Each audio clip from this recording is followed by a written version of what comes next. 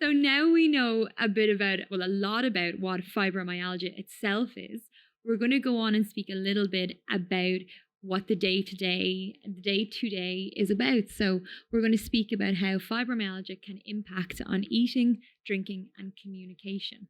I'm so lucky to be joined by somebody who was my student, but now is my colleague as of about 1 or 2 weeks ago, Catherine Costello, and she is one of a wonderful group of students that I had the pleasure to work with this year, all of whom researched fibromyalgia and its overlap with speech and language therapy. So lucky to have you here today. Thank you so much.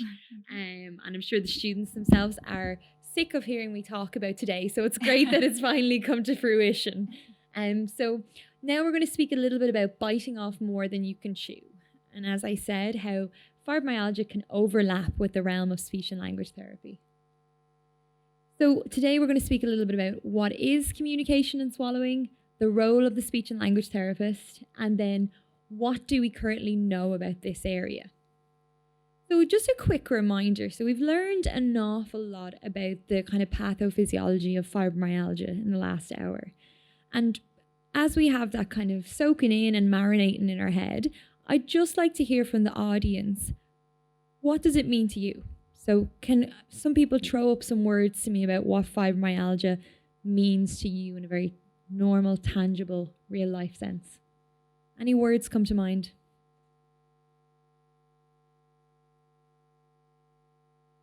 Pain. Yeah. And I think that's something that would resonate with a lot of people. Yeah, absolutely. So pain is something that it's linked with fibromyalgia in your head. Absolutely. Social limitations. Okay. And both of those are things that we're going to touch on as we go on in terms of how it relates directly to this. And I totally agree. And as Andrea was saying, sometimes pain can get to the point where it limits being able to do any social engagement. So thank you so much for sharing that. Anybody else have anything that comes to mind? Fatigue, absolutely. Sure, look, I think we've hit on the three main ones there that people say. We've got our pain, our fatigue, and our social limitations. Absolutely. So now that we have that in mind, we now have kind of the scientific aspect of what fibromyalgia is, but also the very human impact of it. And I don't think there's anybody here today who hasn't experienced, whether it's first or secondhand, that real impact.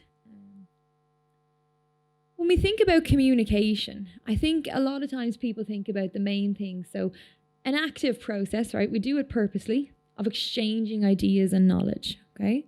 But sometimes people just automatically kind of revert to speech. So it's speech, that's what it is.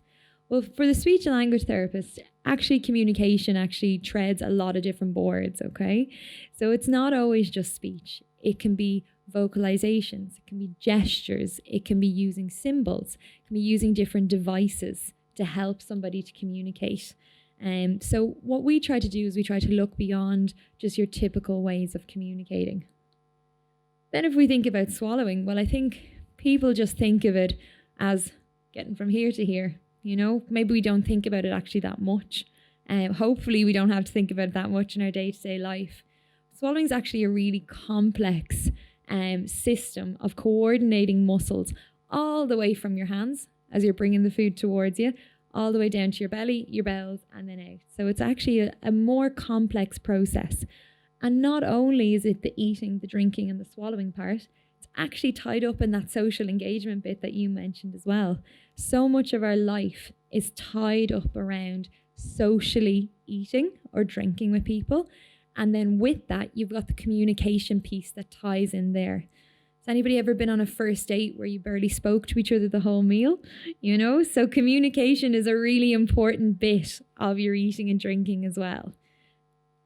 Now, you might be wondering, why is a speech and language therapist interested in this? You're probably going, why am I here? This is a very unusual pairing of the two. And I certainly think as the students, for example, Catherine or the guys over there, you were probably going, why have I got a supervisor who's suggesting that I do a project in this area? Never heard of the condition. And also, I wanted to do it on something more mainstream, maybe. Well, overall, speech and language therapists actually provide support, care, and treatment to people who are experiencing difficulties with communication, but also with eating and drinking problems. And we usually explain it to people by saying the same muscles that do your eating and drinking, do your speaking as well. So that's kind of how we cross over, okay? Now, unfortunately, speech and language therapy globally, very new profession. While we see the different movies like The King's Speech and that sort of stuff, it seems like it was yonks ago, a long time ago. Speech therapy is a very new profession globally. And in Ireland, we only recently celebrated our 50th year anniversary of having a training program here. So kind of bring together the combination of speech and language therapy being new, in Ireland being incredibly new, and then you've got a condition that is kind of niche, okay? So we've got a bit of a funny Venn diagram going on here where all of these things overlap, okay? I think it's so important that the speech and language therapist actually looks into fibromyalgia because, as Andrea said, it's so common in the general public. It's highly likely that our speech and language therapy students and then our clinicians will come across people who have fibromyalgia, whether they have been referred because of their fibromyalgia or whether they've been referred with something else and they happen to have fibromyalgia. And we have to understand the dynamics of how that impacts on somebody and their different socialization.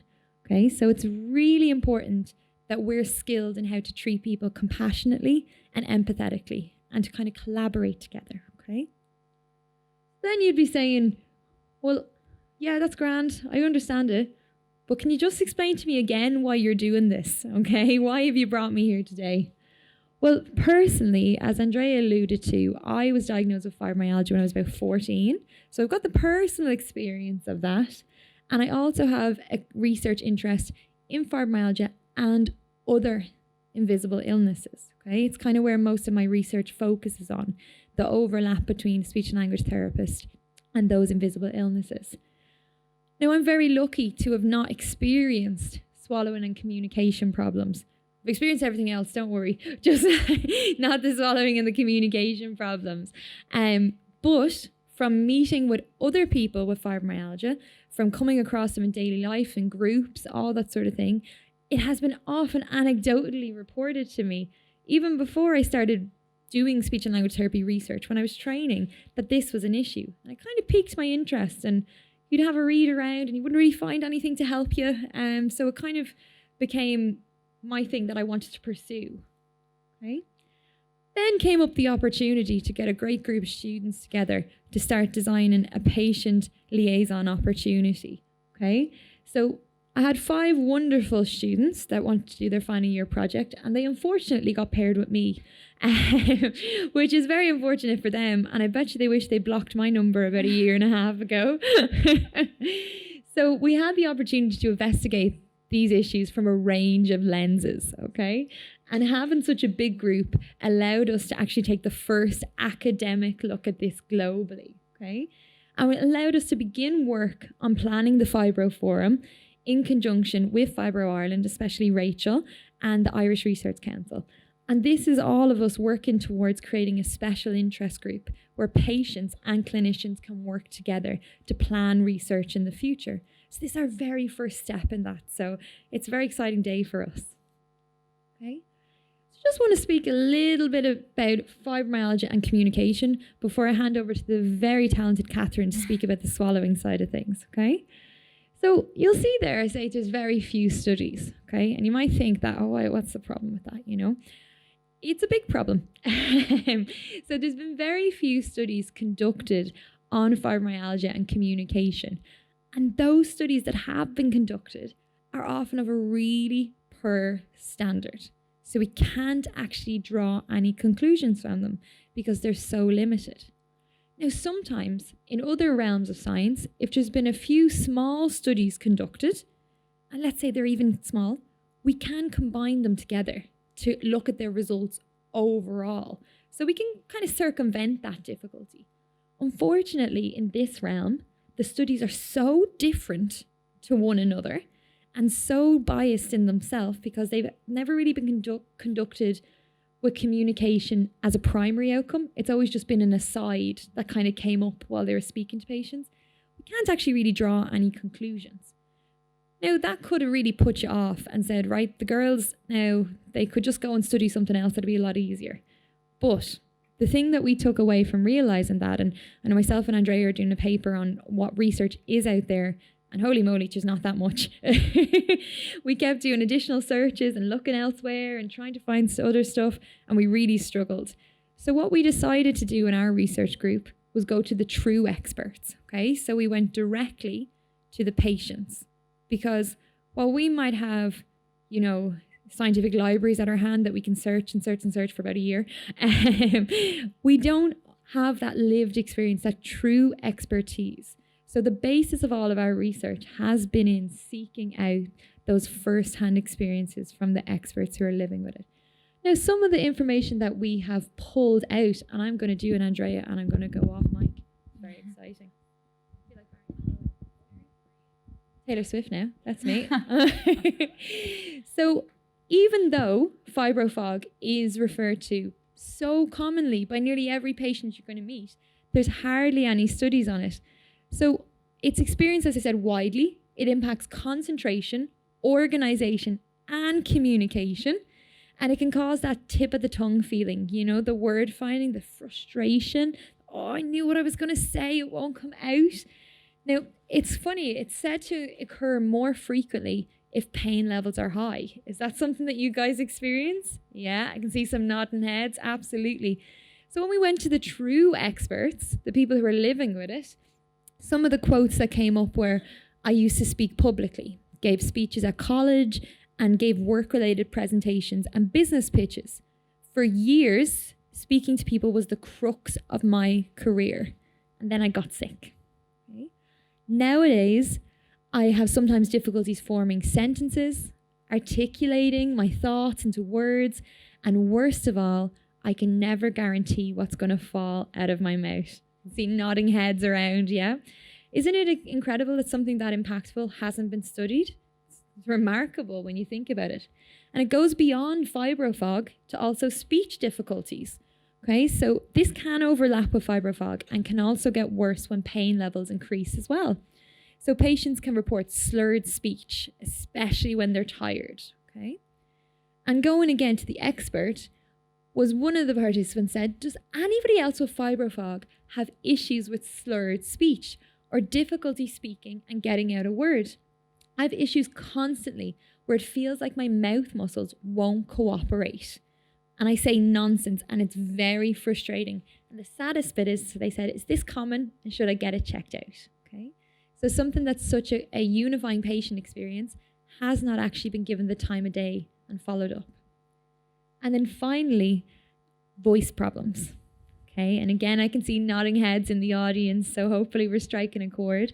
So there can be reports of weak or hoarse voice or painful voice production that's really variable. So you can't depend on it, which is quite tricky when you're going to work and stuff. And it can overlap with other issues like reflux, so flare up, flare down. And our expert said, I've had this for years on and off. And I love this next bit. I've seen many ologists, okay? And just as an aside, my granny always said she doesn't mind what we do as long as we got an ology at the end, okay? She doesn't mind as long as we got an ology, okay? So all I've been told is to rest my throat and don't talk. Not very helpful for somebody living their life, okay? I'm struggling for nearly a week with only a whisper. It's embarrassing and makes me feel vulnerable when I'm out, and it makes me really exhausted. So it's remarkable that these just 3 symptoms that we picked are so common, yet not investigated at all. So that's really what spurred on our thought of putting together a day like today, so we can hear people's true voices, whether they're weak or painful or not, and we can start to work towards building that knowledge and that understanding. Now, just to move on to the swallowing aspect, I'm going to hand over to Catherine now. Super, great. Good afternoon, ladies and gentlemen. My name is Catherine Costello, and I was a student of Órla Gilheaney's. And I carried out a research project this year on eating, drinking and swallowing difficulties in fibromyalgia. So as you know, eating, drinking and swallowing difficulties are kind of major parts of our role as speech language therapists. What we know from, well, there were very few studies available when I went to actually carry out this research. And other studies previously adopted a generalized view on oral symptoms associated with fibromyalgia. And what I wanted and what I aimed to provide was a focused insight into what these eating, drinking and swallowing difficulties looked like in patients with fibromyalgia. And I chose to undertake this study because I thought it could be important reference points for any healthcare professional to refer to so that they could familiarize themselves with their patients' needs. My research study considered a variety of swallowing difficulties that were reported by people with fibromyalgia, the specific sensations or experiences that were reported as occurring within the mouth, and the impacts that these difficulties have on the daily lives of people living with fibromyalgia. Overall, answers from 1,983 people were collected. Data was collected from 6 countries and from people ranging between the ages of 18 to 94. Participants aged 18 to 34 reported the broadest range of symptoms, the most frequently occurring symptoms with the greatest severity. And geographically, which was interesting, participants in the UK reported to have the most symptoms, the most frequently occurring symptoms with the greatest severity, while the US had the antithesis of this. Drilling down into the data then regarding eating, drinking and swallowing difficulties, the results were as follows. As you can see on screen, regarding difficulties swallowing, Oh, you can see it, yeah. 70% of people reported that swallowing tablets takes extra effort. 69% of people found that food was sticking in their throat. 58% found that they were coughing while they were eating. 53% reported painful and stressful swallowing. And 50% reported that swallowing liquids takes extra effort. Can you relate to any of this? Yeah, see nodding heads, great. In terms of sensation within the mouth, 85% of people reported dry mouth, 50% reported unpleasant and altered taste, 40% reported prickling or burning in the mouth, and 30% of people reported mouth infections. Can anyone relate to that? Yeah. Moving on to the impact of this. 51% of people reported reduced pleasure in eating, and 39% reported that they cannot go out for meals. I suppose the impact of eating, drinking and swallowing difficulties with fibromyalgia, it's so huge, and yet there's no studies that reflect this, you know. And then in the other category, 76% of people reported reflux, and 27% of people reported that they had lost weight unintentionally. Now, all these symptoms have such an impact on the lives of those living with fibromyalgia, and I see it as our job as professionals to do all we can to minimise the side effects of this debilitating illness and to help those with fibromyalgia to live their best possible lives. 1,983 people shared their experiences, including the impacts that eating, drinking and swallowing difficulties have on their lives. The results from this study confirm that that there is urgent need for early intervention from speech and language therapy to help manage and enable early improvements in eating, drinking and swallowing difficulties in fibromyalgia. It also demonstrates the importance of continued research in this field, taking it beyond this initial catalyst, and to remind and inform medical practitioners that, one, the importance of respecting and understanding the opinions and perspectives of the real experts, their patients, and two, to build on and improve the relationship that they have with their patients. Greater levels of more focused research, coupled with the recognition of the value of building a real patient relationship, including and learning from the voice and experience of the patient in every single interaction, it can only lead to positive, inclusive and valid outcomes. Thank you.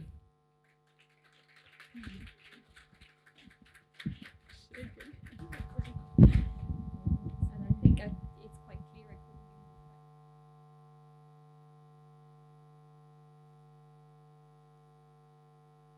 clear. Of the group of students that I had to work with, and you're going to hear from the rest of them today as well. So just to reach out and say thank you to them and Kathleen, who coordinated the final year projects around that. And the only thing before we move on is I'd like you to reflect as we go through the next talks and just have a think about, can you see yourself in those descriptions?